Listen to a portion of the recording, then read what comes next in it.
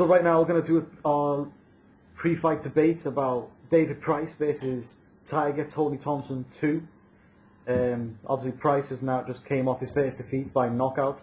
Tony Thompson, he's doing well, you know. I think the Price fight is his best victory possibly to date, looking at his record.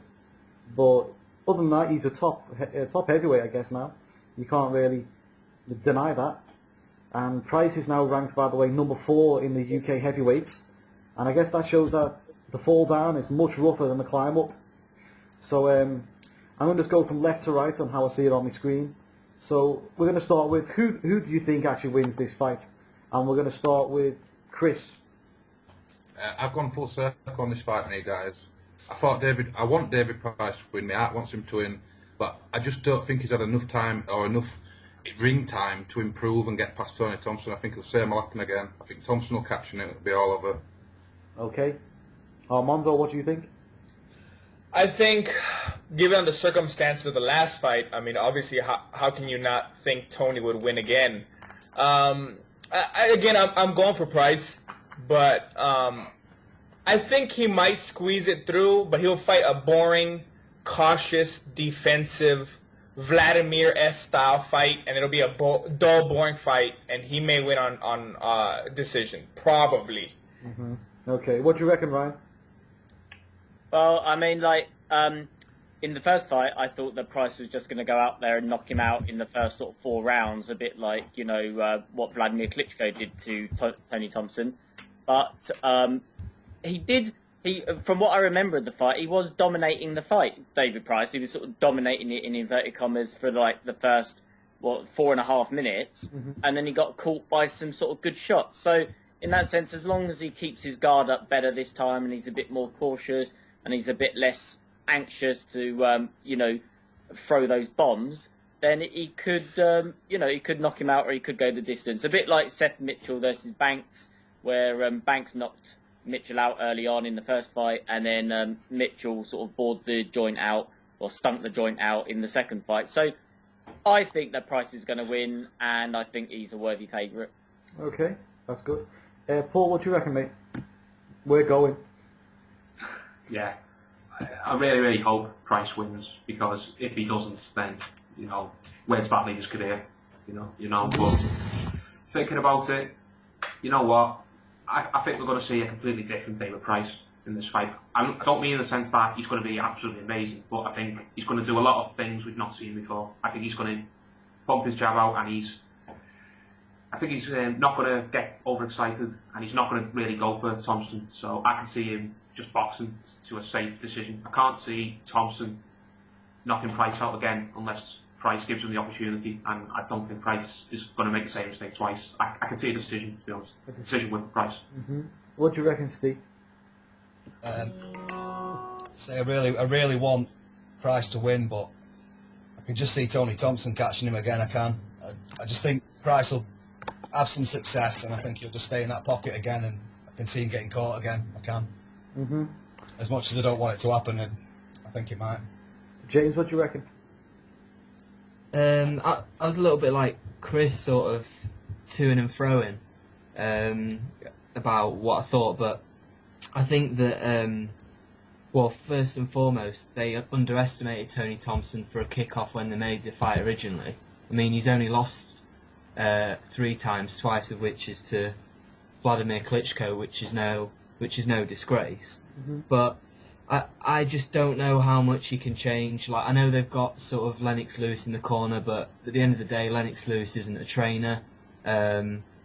Look at Oscar De La Hoya sort of trying to impart all sorts of knowledge on people like Victor Ortiz and, Guerrero and stuff like that when they fight Mayweather. It's not guaranteed for sort of, success at all.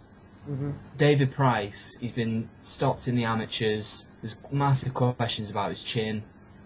I think he will try and maybe box a little bit more like sort of a Vladimir Klitschko, but he's not Vladimir Klitschko, and Tony Thompson's a good boxer. Whatever you say about how he looks in the ring, like with regards to his weight and things like that, I think he'll just David Price could knock him out quite easily, but I think it could be very much the same again. Tony Thompson will be a bit crafty and catch him and stop him. Sort of mid rounds maybe. It might go sort of 7 or 8. 7 or 8. So with me, yeah, I'm going to say Price via points. I think he'll make some changes. He'll be more defensive. He won't go over anxious. He won't go out there, looking to knock the guy out early. I think he'll look to take him late, and I think it'll go to a points decision for Price. Going to move on from that. Last time, a lot of people did say that Tony Thompson didn't have a chance. Does he have a chance this time, guys? Starting with you, Chris. Yeah, actually, he's got an even better chance this time, I would have thought. I mean, if you look at him in the build-up for this fight, he's looked in good shape. He hasn't looked like he's got love handles or carrying too much extra weight. I mean, this guy, before he come into the fight, he was a massive underdog, but if you think about it, really, the opposition he'd fought compared to Price, he should have never been considered an outsider or a rag. He always had a chance in the first fight. I think he's definitely got a chance to repeat the feat. And I think that if you're a betting man, you couldn't have any money on Price in this fight. Armando, what do you reckon? Similar to what Chris said, I mean, he looked horrible in the first fight. He looked like he didn't train. He looked like he ate fucking pizza all day, sitting on the couch, and he's like, oh shit, I got to fight next week. I'll probably do a couple of laps, and I'll be fine. But then now, him coming off this kind of uplifting kind of career win, even though it's for, beating a somewhat green prospect still in the making, I mean, the current's on his side. I mean, he's exuberant, probably tons of confidence, and Price's back's against the wall. Thompson really doesn't, if he comes out winning, he's back in the mix. If not, he's still kind of around. So it's a win-win sort of for him, in a sense, kind of, I guess. Yeah, what do you reckon, Ryan? Tony Thompson got a chance? Yeah, I agree with the first two comments. Yeah, like Chris said, he's got more of a chance now this time, Vlad. I mean, Tony Thompson. I mean, in their first fight, he probably felt himself like he didn't have that much chance, even though Tony Thompson said that he did think he had a chance. I bet deep down he didn't think he had that much of a chance. And this time, he's got the benefit of knowing that David Price is going to fear his power.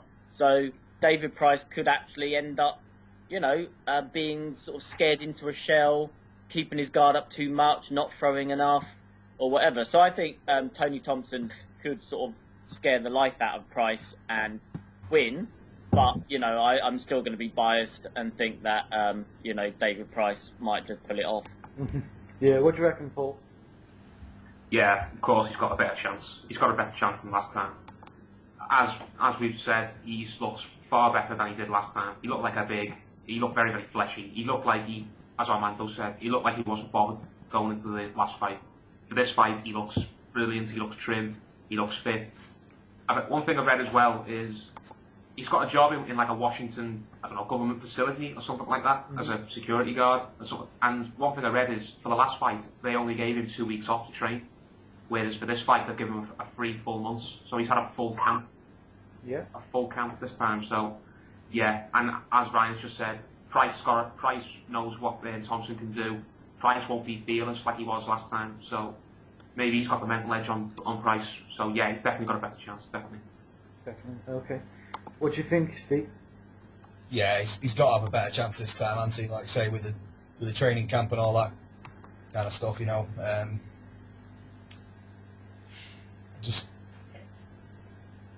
just needs to be smarter, he just needs to be smart, and I worry that Thompson's a tricky customer, and he's a southpaw as well, which ain't going to help Price. Price hasn't got the best footwork, Yeah.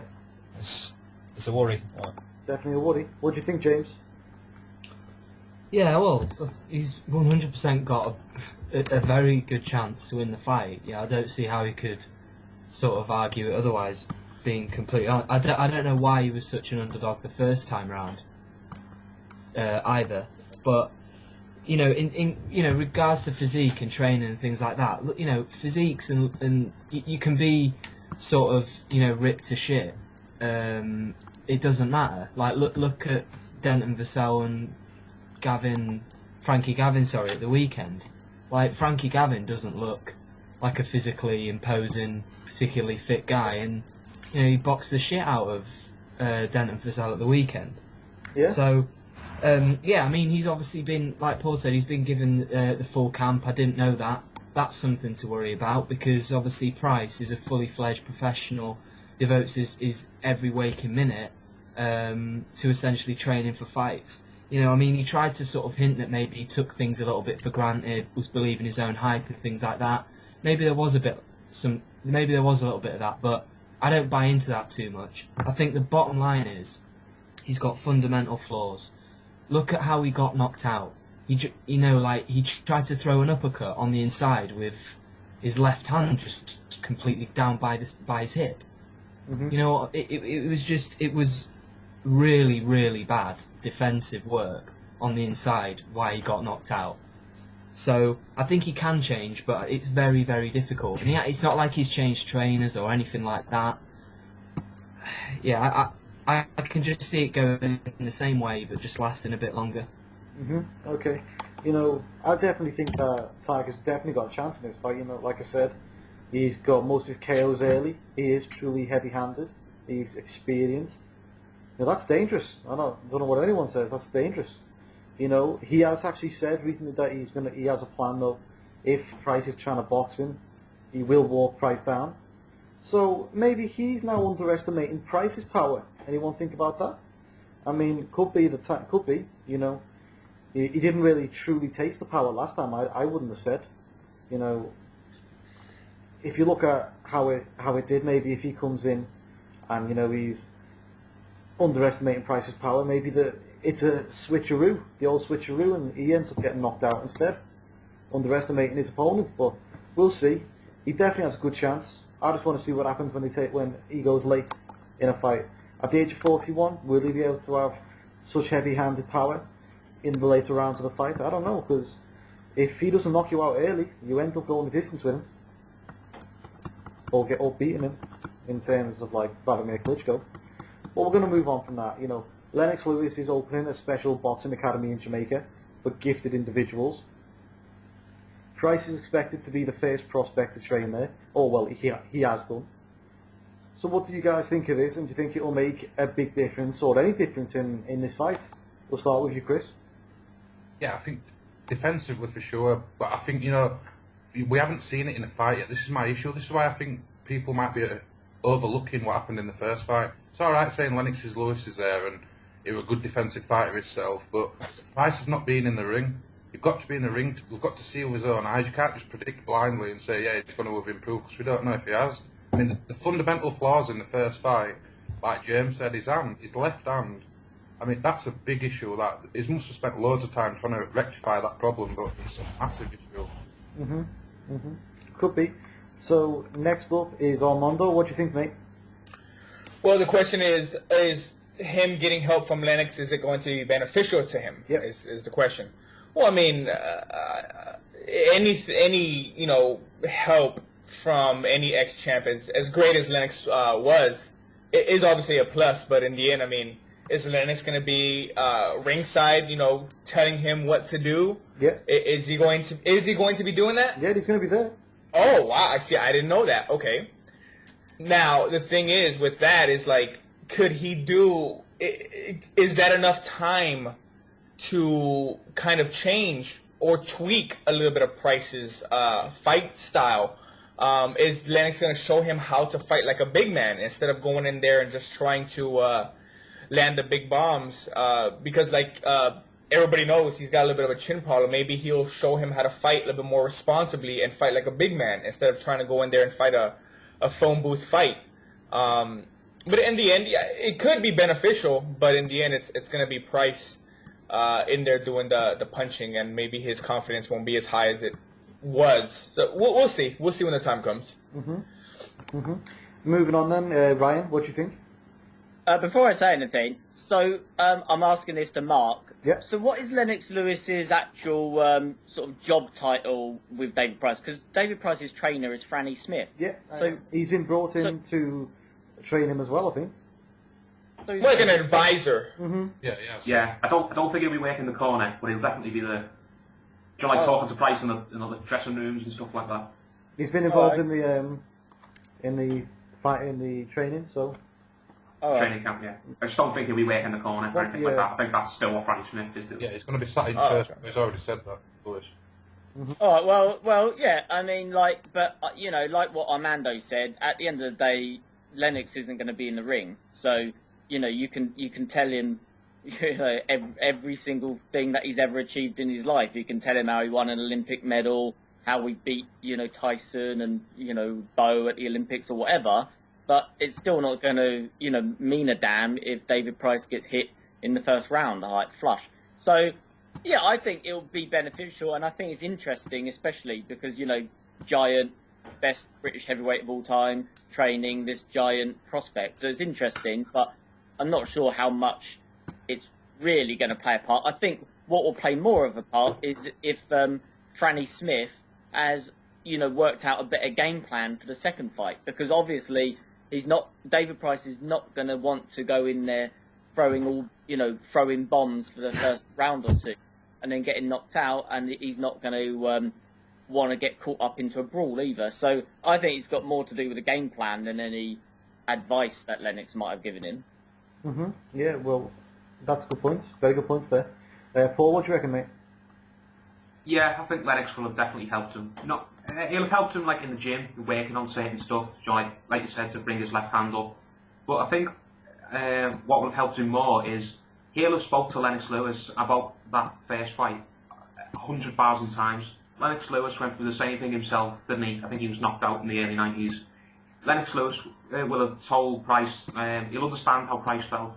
For me, David Price has always been a fighter who, he needs confidence, sort of thing. He doesn't seem like a really outgoing, sort of extroverted guy. He's more of a keeps himself to himself and gets on with things, sort of thing. And after he got knocked out by Thompson, I think his confidence probably just evaporated. You know, and if you're going to be a fighter who likes knocking people out the way he does, then you've got to be a fighter with confidence.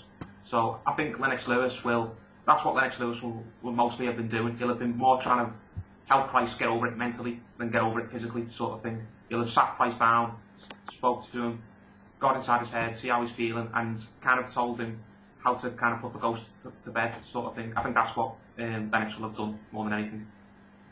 Yeah, it could do. You know, that is a very good point. Steve, what do you reckon, mate? Yeah, I agree with what Paul says there about the mental aspect. I think that's probably what he's going to help him on mostly. You know, because he's been there obviously, like with the Oliver McCall fight, like you said. And I think Chris is right as well. It's like we haven't seen him in the ring. You know, it's one thing to do something in training, but you need to adapt that in the ring. You know. Yeah, and that is a worry. That's a big worry. Anything else you want to add to it, or do you want to move on? We'll move on, mate. I think everyone's pretty much covered that line. James, what do you reckon? What do you reckon, James? Well, I just doubt the impact. Like, firstly, he's not a trainer. He's not trained anybody of note. Now we're saying just because he's been in the camp with him that he's going to be able to sort of chisel his flaws, get into his head, work out his psychology, make him much more confident, make him a better fighter, things like this. I mean, he's not got any track record of doing anything like this. I mean, yeah, obviously it's no knock on Lennox Lewis. He's a brilliant heavyweight champion. You know, he'll go down in history as one of the best heavyweights. But, you know, look at him after his fighting career. You know, like when he was an analyst for HBO, he was god awful as an analyst. Do you know what I mean? He was absolutely terrible. Like, so just because you can put things together in the ring and be a great fighter doesn't necessarily mean that you're going to be able to actually sort of put that knowledge onto somebody else through like being able to speak to them and things like that. It just doesn't work like that, and that's why you don't see like every single sort of professional fighter becoming a brilliant trainer, because it just doesn't work like that. I mean, look at someone like Amir Khan, you know, brilliantly talented guy, but at the end of the day he's chinny. He's gone to Virgil Hunter, and Virgil Hunter's a good trainer, but he can't, you know, you can't teach an old dog new tricks. Like, you can teach him a few new tricks and they, you know, it might work, but you can't completely change a fighter. And that's where my doubts come in. I just think people are overplaying the Lennox Lewis factor massively. Maybe. Yeah. Go on. Yeah, I think, I'm just stabbing real quick. Yeah, I think Pernell Whitaker trained Zab Judah for one fight. Or was it Zab Judah? Or Pernell Whitaker trained somebody of recent for a fight, and that guy got knocked the fuck out. And I was like, damn, that's kind of, like what James says, where just because you got Lewis on your side doesn't mean, like, all of a sudden you're going to become fucking, Rocky 3 when he fights fucking, Clubber Lang in the second fight in Rocky 3. You can't change somebody like that in a short span. But just because he's a great fighter doesn't mean he can't, he's going to change him, so. Yeah. By the logic of that, it's sort of saying, oh, well, all these fighters in Mayweather's gym, they must all be brilliant fighters because they're fighting around Mayweather and Mayweather's imparting knowledge. Absolute bullshit. Most of the fighters that are in Mayweather's gym, a lot of them have been pretty poor. So, yeah, exactly. Or, they've taken bad losses or whatever. So it doesn't guarantee success being around like fighters who are successful. Exactly.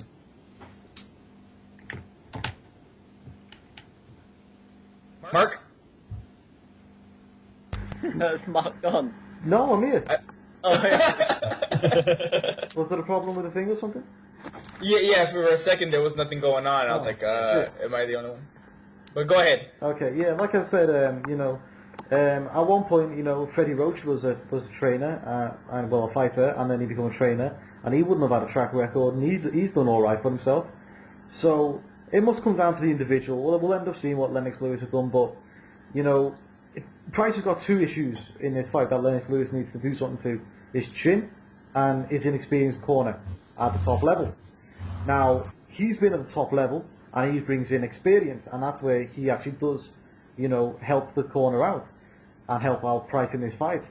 In terms of helping him with everything else, I don't think he can do too much there. The only thing he can do is actually help with defense, trying to make him not make the same mistakes. Try and make him fight more like him or more like Klitschko, maybe. Just say one thing about Price. He does look the type of guy who would listen. He does look outwardly like a guy Lennox Lewis could help. If he brings a little bit of culture to his, if he refines a bit of his skills, instead of being run forward all the time and just powerful, he could be a big help. He could be. Possible, yeah. Yeah, that's what I was saying. I don't want to make Price sound like a wuss, but for me, he's like a kind of guy who needs someone to hold his hand. Get what I mean? Maybe that's a bad analogy, but he needs someone to help boost his confidence a little bit. Maybe. It can't be a bad thing having Lennox Lewis in your corner, can it? Yeah, no, it can't get any worse. It's not going to make him worse, is it? Yeah, come on. It's not like he's got Audley Harrison in his corner. Is it? But then I really would I would be scared. Audley Harrison as the mental coach, Larry Olubamiyu was the nutritionist. Imagine that. That wouldn't be a good day. So yeah, let's move on there. Tiger's, like it was pointed out before, he's had a full training camp this time. But let's be honest, at the age of 41, will this help or hinder him? Because I'm going to start this time, and I'm going to play devil's advocate, okay? At 41 years old, maybe Tiger will come in the ring with a few muscle strains. Maybe he didn't hit all his targets in the cardio, and his stamina will be an issue, and mentally, because he's not hit all his targets, he's thinking, oh shit, I don't really feel too good for this, and I'm going to have to go out and speak a real good fight to try and get my mentality going in the media. Who knows? Maybe I'm stabbing the dark. Maybe I'm hitting it right on the nail, right on the top. But he's had a lot more training. How does everyone think this is going to affect him? We'll start with you, Chris. Yeah, with his age, this is a slight issue. Even I thought this was an issue. He could have left a lot of his performance in the ring. Like you say, he's a 41-year-old man. So there's a possibility he could have overtrained even, but I think his mentality coming into the fight, he's got to be super confident. But like you say, he could have overtrained. He's 41 years old. Could be an old man overnight. You never do know. Yeah. Oh, this is another thing. Do you remember when James Toney was fighting Lebedev and he dropped all that weight to come down to cruiserweight to fight James Toney, and he was shot. He came in shot because he dropped too much weight. Maybe that could be the case with this fight. I do think a lot of people would be more confident if you've backed Tony Thompson because you just look at him physically, but it is possible that he's overtrained. We don't know how his body takes training. Yeah, you don't know. Maybe last time the fact that he wasn't expected to do anything, made him perform better because no one expected anything anyway. Anything more than a first round knockout loss, was a bonus to him. He won. Everyone's got to remember he did win, and he definitely exceeded the expectations of, I would say, 95% of the people out there. So move on from Chris. What do you think, Armando? About him being 41 and old age kicking in and blah blah blah blah. Yeah, I'm full training camp. Do you think it will help or hinder him? I mean, it should help him. I mean, based on what he did in the first fight, he did absolutely nothing, and he scored a awkward punch, but nonetheless, it was a knockdown and a ref stoppage. I mean, yeah, he's older, but I mean, the dude, I'm not saying he's going to lose 20, 30 pounds. He may be a little bit thinner or leaner than he was in the first fight. But think about it. He just got off a fight, fighting Vladimir Klitschko. And yeah, he got beat in 4 or 5 rounds. But I think he'll be okay. I don't think he's going to be, Shane Mosley all of a sudden overnight, where he's completely shot out of nowhere. I think he'll be fine. I think he'll be fine. I don't think he's going to be a shot, so to speak. Okay, Ryan? I'm not sure if the age thing is going to be of any importance at all. I mean, I know you said you were playing devil's advocate, but I mean, you only gave a sort of theoretical, a possibility. Mm-hmm. But I mean, he was 41 or 40 and a half or whatever in the last fight. So I don't think that extra. Yeah, but he didn't come in the type of shape he has this time, though. Yeah, so in that sense, this time he could his 41 years old or whatever, his 41 years of age would actually be a better 41 years of age than his last 40 and a half years of age or whatever it was. So I don't think the age is going to matter anything in this one. I think it's going to come down more to psychology in that potentially Tony Thompson is going to think, I knocked him out in the first fight, and therefore David Price is going to be thinking, crap, he knocked me out last time, so, I don't have much confidence. Or David Price might be thinking, yeah, I've had Lennox Lewis in my corner, we've worked on better defence, we've used my jab more in training. Maybe Tony Thompson is taking this fight more as a sort of payday out. He's taken the payday. He doesn't really care whether he wins or loses, because even in victory, he might still have to go after another, like another big heavyweight contender like Hay or Pulev or whatever to even get a title shot. So, and also, I mean, he had the title shot against Vladimir only about a year and a half ago. So, I think this comes down to psychology more than anything, rather than age. Okay. What do you reckon, Paul?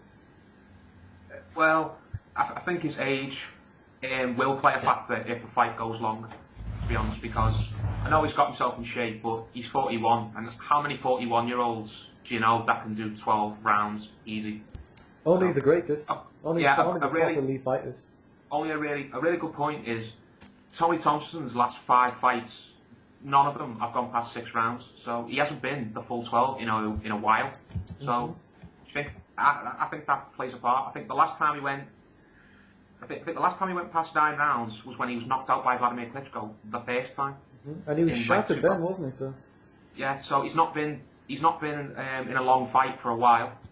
I think that could play a part if Price does what I think he should do, which is try and make it go long. Mm-hmm. So I think for the first 4 or 5 rounds, Thompson will be firing on all cylinders. He'll come out like he's got fire up his arse. Mm-hmm. But if it goes into the second half, then I think he'll start puffing and blowing, and it will catch up with him. Yeah. If Price can get it to go that long. Mm-hmm. Yeah, good point. Steve, what do you think? Yeah, I agree with Paul on that one. I think for 5 rounds he is going to be dangerous, definitely. But I mean, you got to think at 41, how much is he going to want it if it goes past 6, 7, maybe 8 rounds? How much is he going to want it when things are tough? Mm-hmm. And also with you're saying about the training as well. He could have overtrained. I mean, he could have done. I mean, after the first win, it was a big shock. He could have gone party and he could have put a lot of weight on that he'd had to, maybe he's had to hammer all that weight off him to make this fight and to get into that kind of shape. So that could have an adverse effect on him. I mean, you don't know. You can't always take it by how someone looks, can you? 'Cause sometimes someone can look in good shape, but mm-hmm. exactly. Scenes, Exactly. What's his face? Chad Dawson looked in good shape when he came into the Andre Ward fight.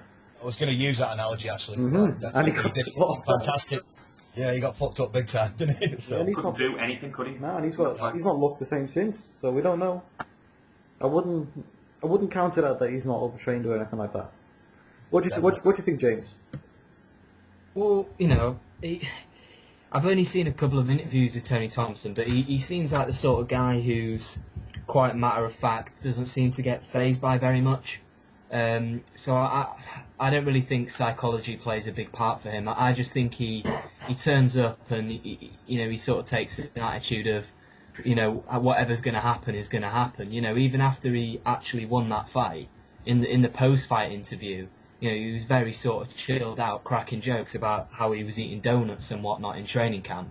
Mm-hmm. So I don't think he's going to be coming over here very worried. It's not the sort of fight that's going to be getting loads of headlines in America. He's not going to be under pressure.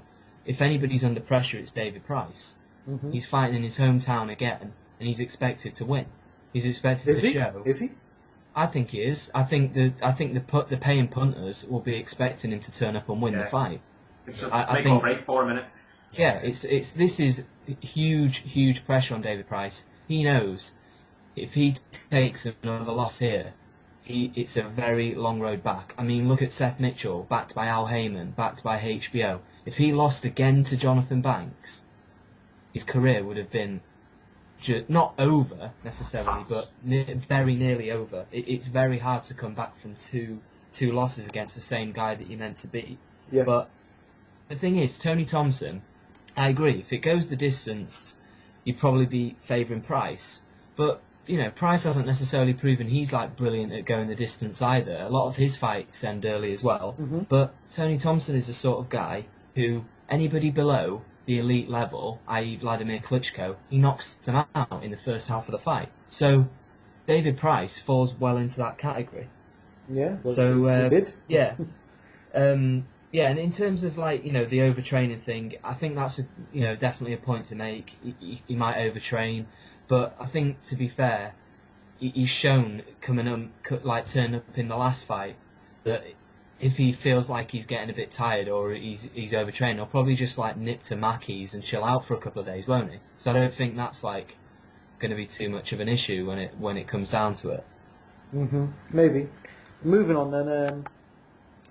What was I going to say? Moving on.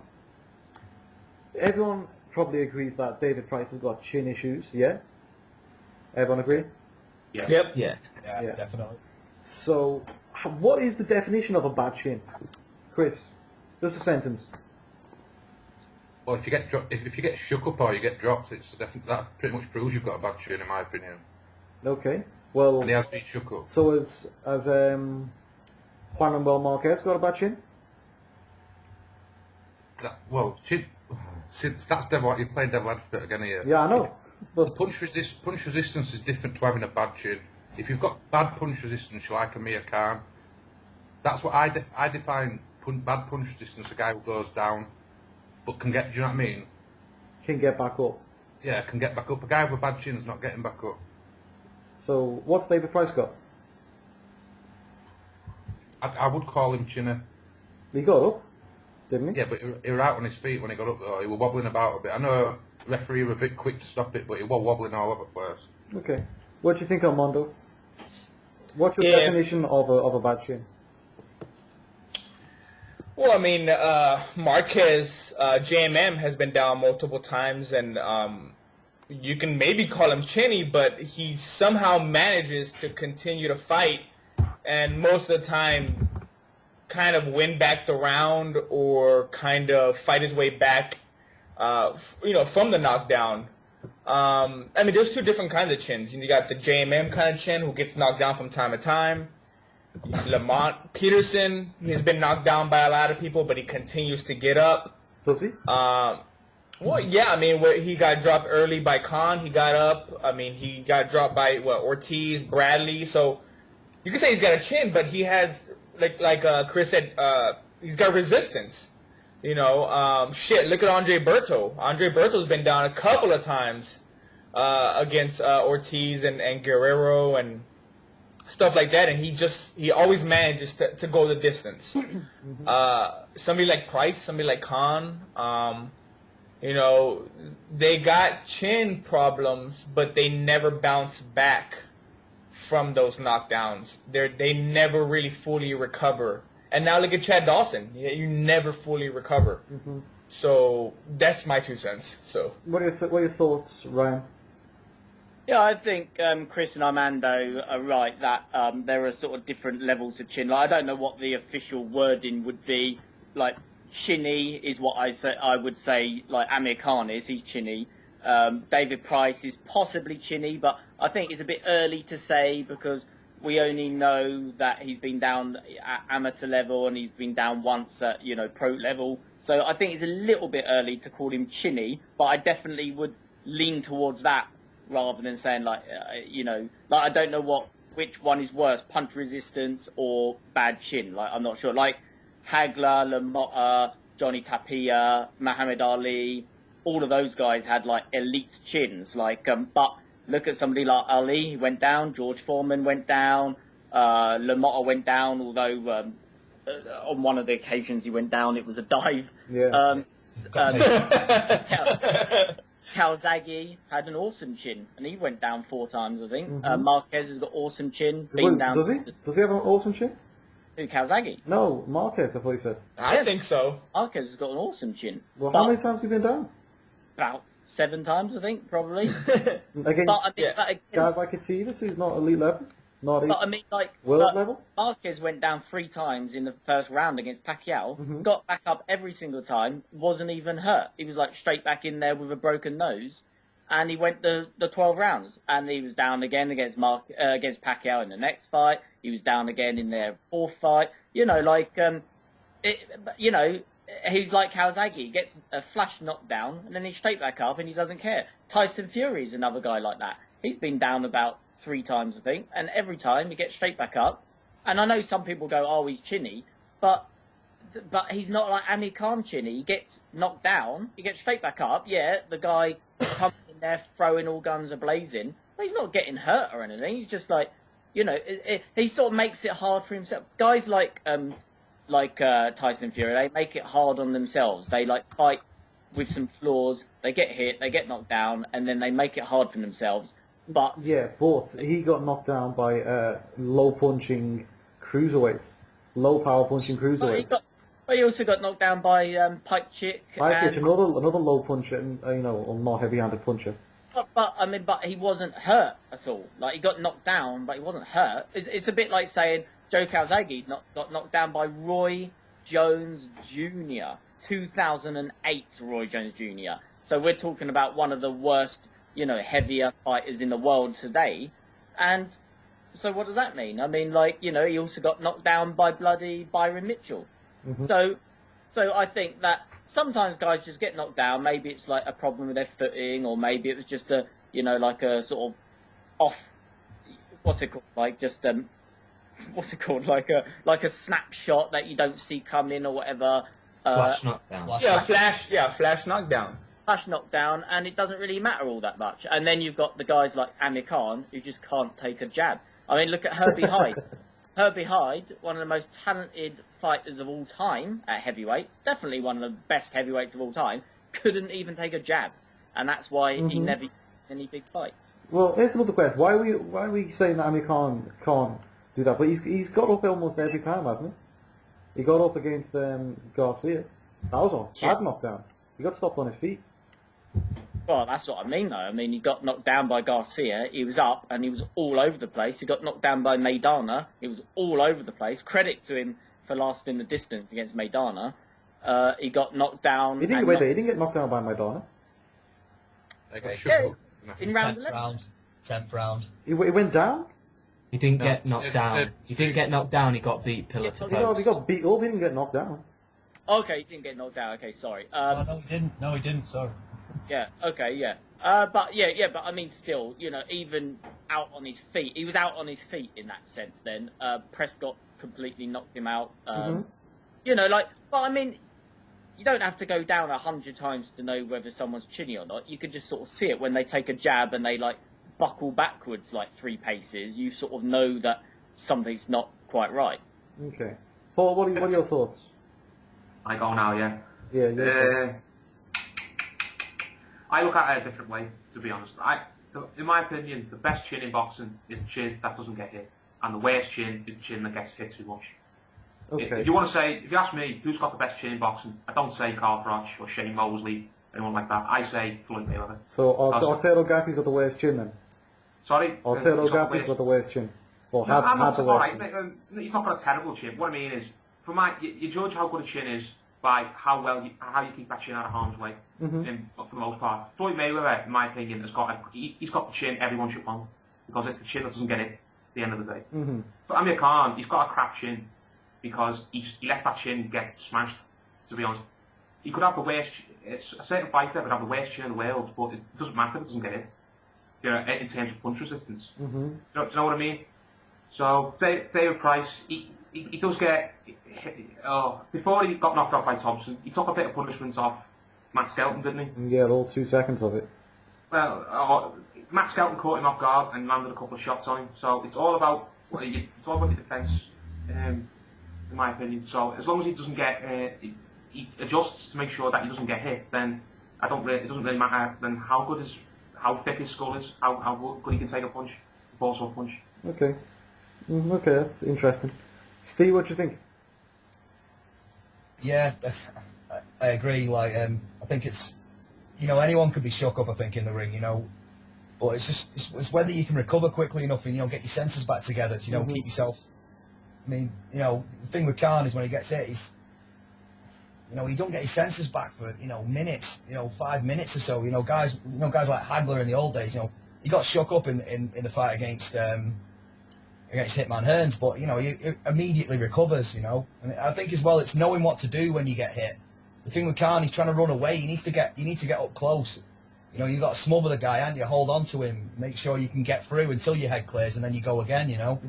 But yeah, I think most of it is knowing what to do when you are shook up, because it's going to happen eventually. Like, it happens to pretty much everyone, so yeah, that's how you deal with it. I guess so. James, what are your thoughts? Yeah, well, a bit of what everybody's just said, really. Someone like Khan, it always annoys me when people say, I'm not Khan's biggest fan, by the way. I'm not his biggest fan at all. But we know. it annoys me when people say he's got the worst chin, he's like the chinniest, guy out there. I mean, for me, it's not his chin. Yeah, he's not the best at taking a punch, but he's definitely not the worst either. It's his decision-making that lets him down. It's his decision-making that lets him down. It isn't necessarily his chin. He's not got brilliant punch resistance, but he doesn't have the worst.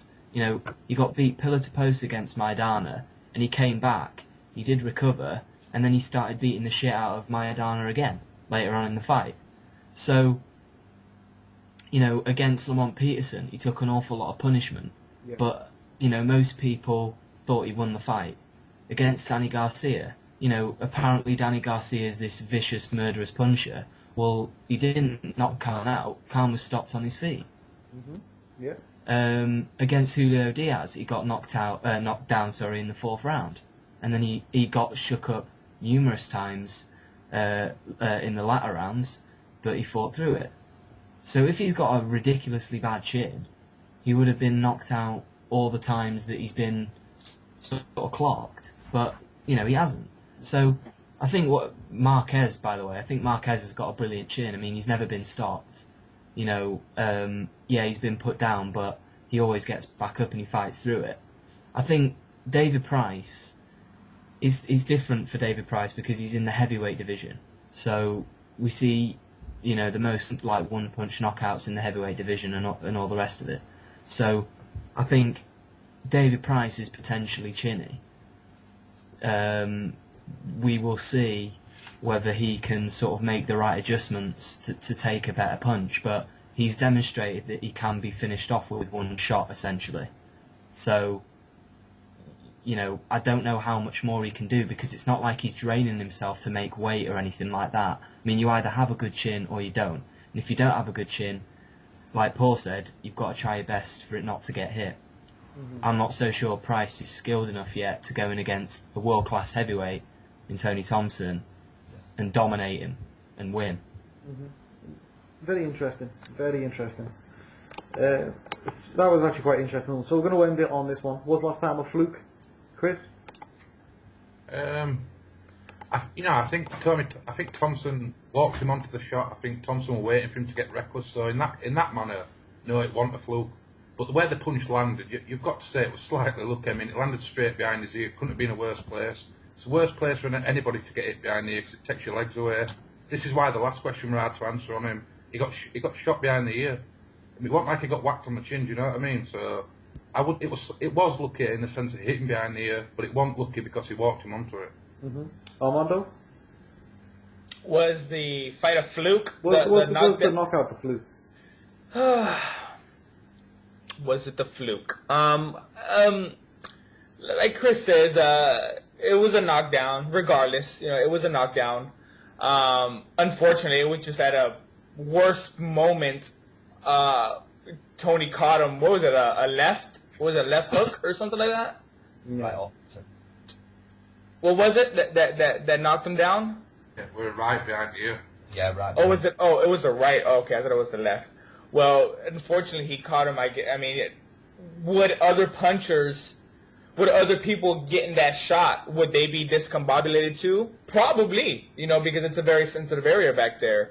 But many have claimed that, Price has had some trouble in the past getting knocked down, blah, blah, blah, blah, blah, blah. Was it a fluke? Maybe, because Price has been in this in the past. He's had these problems before. I think it was just a freak punch. So, yes and no. Fluke, maybe. I can see how it could...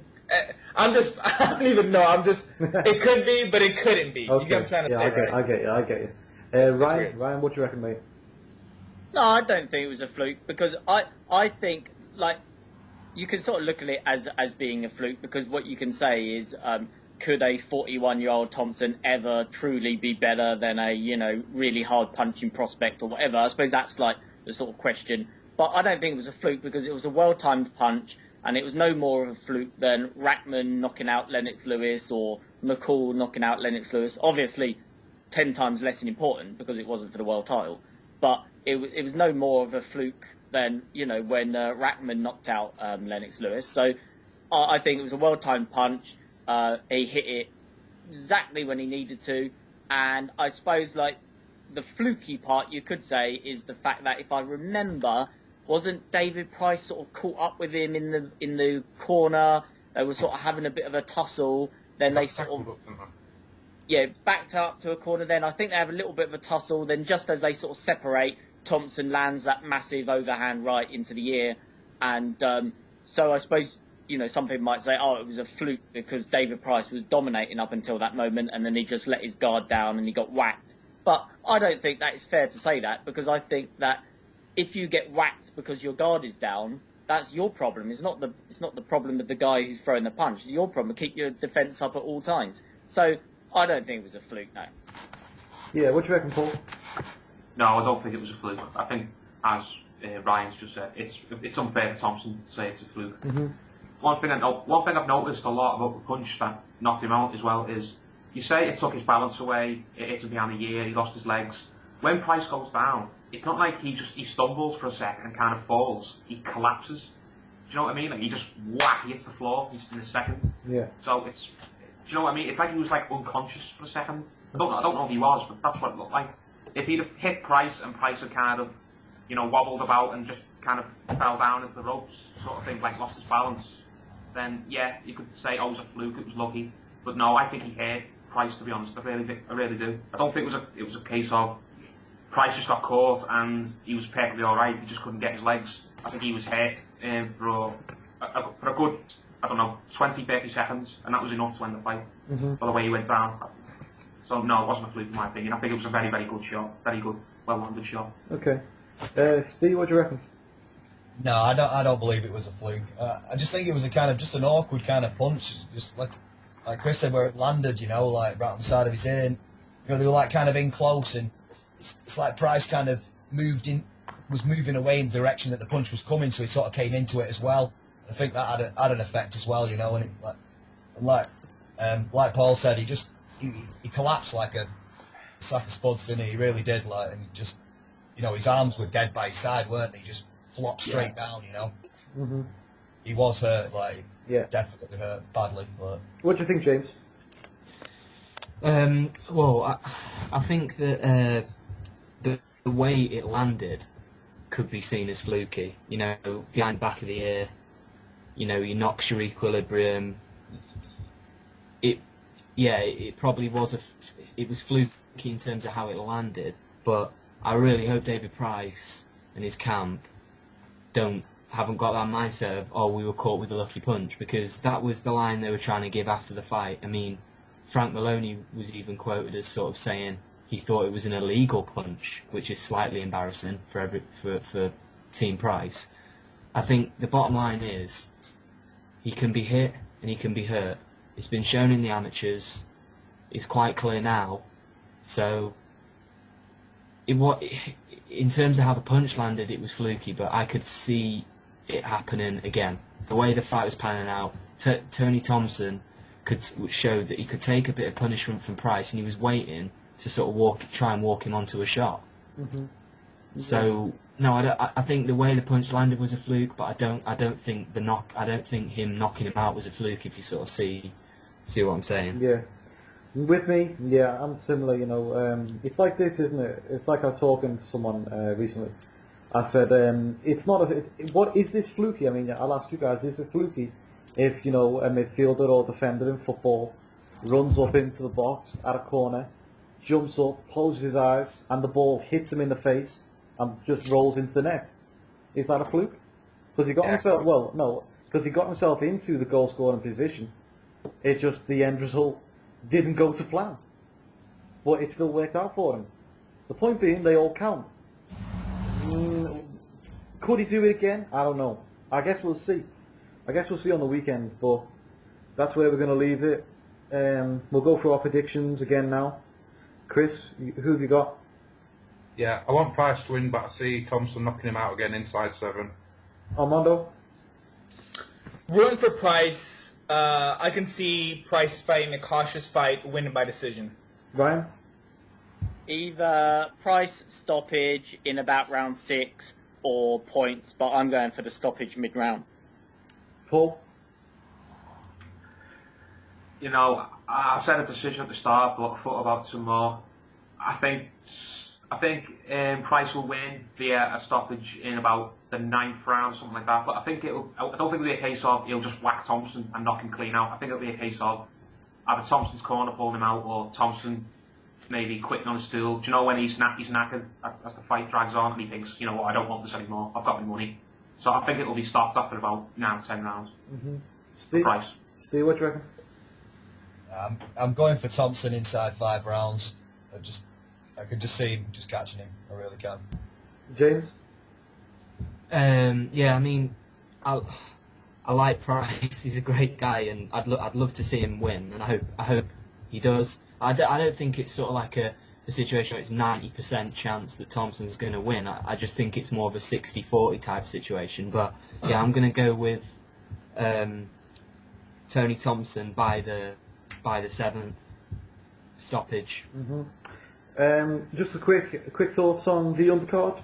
Chris, you looking forward to Adil Anwar versus Darren Hamilton? Yeah, but I've done a 720 on this fight. I mean, I've been looking forward to it. They're not big punches or anything like that. But I've just, from what I've been hearing and what I've watched of Anwar, I've changed my mind again and gone with Anwar. I think he'll outpoint him. I think he'll just have too much in terms of quality for him. I think it's a bit awkward to go up against, you know what I mean? And Yeah. you know, he's an exciting young guy, to be fair. So I'm going to go with Anwar, but I have changed my mind twice. So You'll probably change it again. Armando, I'll leave you out because I'm not sure. I don't think you know. Yeah, I'm at the pass. Sorry, guys. Ryan, what do you think?